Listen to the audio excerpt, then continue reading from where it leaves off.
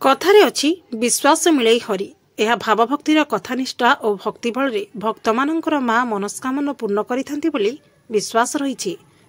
बालेश्वर जिला खैरा ब्लॉक रपया पंचायत बारापुरा गाँव में मां बारुआ शुणी पीठस्थली जहाँ शह शह वर्ष धरी शीत काकर खरा वर्षा थाई एक अस्वस्थ वृक्ष मूले मां बारुणीशुणी नाम पूजा पाई।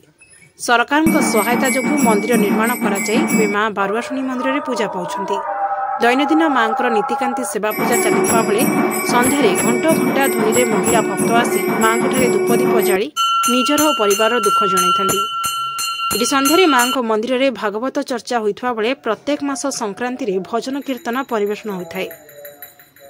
खैरा ब्लॉक रपया पंचायत बारापुर गाँदाण्ड में मां बारुआशुणी विजयस्थली कहीं केते कालू मां एठी पूजा पाई आसुछंती। भक्तंकर अतुट विश्वास थिबा नै आखपाख अंचल भक्त माने आसी मां बारुआशुणी पाखरे भोग नैवेद्य करी मानसिक रखिथांती।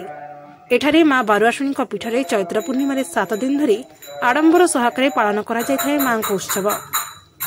एथिसहित मांकर विभिन्न प्रकार कार्यक्रम घट उत्सव सहित महिला भक्त घट स्थापन करी व्रत पालन करिथांती। मांको विजयस्थली रे झुणापाट फुलडिया कंठापोड़ा सहित सांस्कृतिक कार्यक्रम आयोजित करा जायथाय। गाँ को गाँ मांकर घट बुलिथिबा बेले पाटुआ माने नाच गीतरे उत्साहित होई व्रत उपवास करिथांती। 7 दिन धरी मांको विजयस्थली उत्सवमुखर होई उठिथिबा बेले शह शह संख्यारे भक्तमानंक गहଳି चढ़ी लागिथाय। Bureau report Odisha news express. मोहनाथ लोकनाथ बेहरा ये ठाकुराणी का नाम माँ बारुआशुणी। ये पीठरे बहु कालू ये माँ आविर्भाव होती। तेणु ये जो लोक मैंने जहाँ मानसिक करती भी पूरण हुए। तेणु से आम एठी भागवत चर्चा भी करुँ। भागवत हूँ 4 अक्षर भार भाव गर ज्ञान बर ब्रह्म तर तत्व। यही 4 अक्षर विशिष्ट भागवत जन्म हो। तेणु ये भागवत भावटा आगर निहती आवश्यक। तापर ज्ञान भी उदय हुए। ब्रह्म तत्व ये सब यारी यही भागवत ग्रंथ भितर सब अच्छी। तेणु यही भागवत को पढ़िया द्वारा एठाकार लोक मैंने बहुत आनंदित होती। तांकर भी सेमानंकर से भगवान श्रीकृष्णंकर गुण वर्णना करी से भी उपकृत होती। ये भागवत ग्रंथ आमर भी बेले बेले चर्चा हुए। अन्य गाँव भी लोक आसती। भागवत पढ़िया द्वारा मोर भी बहुत उन्नति होती।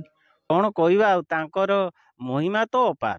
तांको करुणा तांको आशीर्वाद बहुत लोकंकर कहवा को से कथा सरेबन।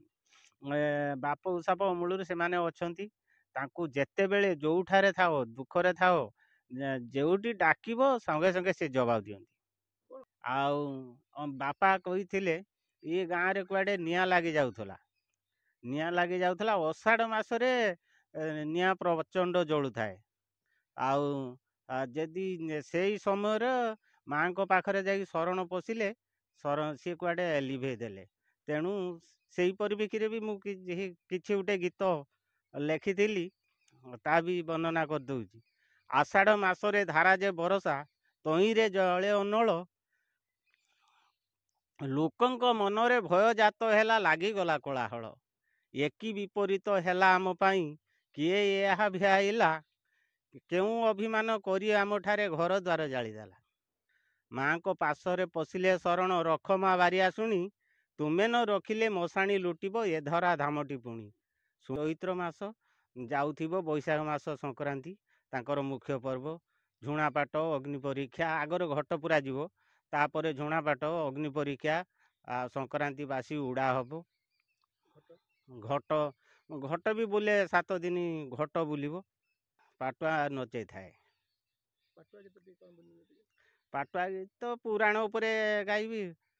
सत्य कर राजन गो सत्य कर त्रिबार त्रिबार सत्य कर तुम्हें सत्य जय कर त्रिबार।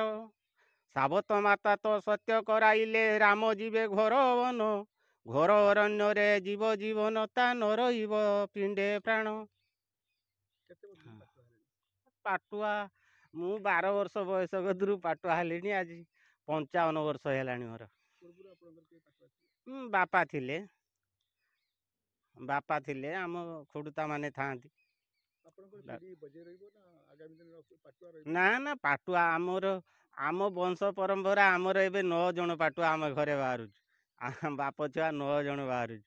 ଆମ ଘରେ ଏକା 9 ଜଣ ପାଟୁଆ। ଆମ ଗାଁରେ ତ 50-60 ପାଟୁଆ ବାହାରୁଛୁ। ମାଙ୍କର ପୂଜା 7 ଦିନ ଲାଗେ ଆଉ ଘଟ ଉଠା ଠାରୁ 9 ଦିନ ଲାଗେ।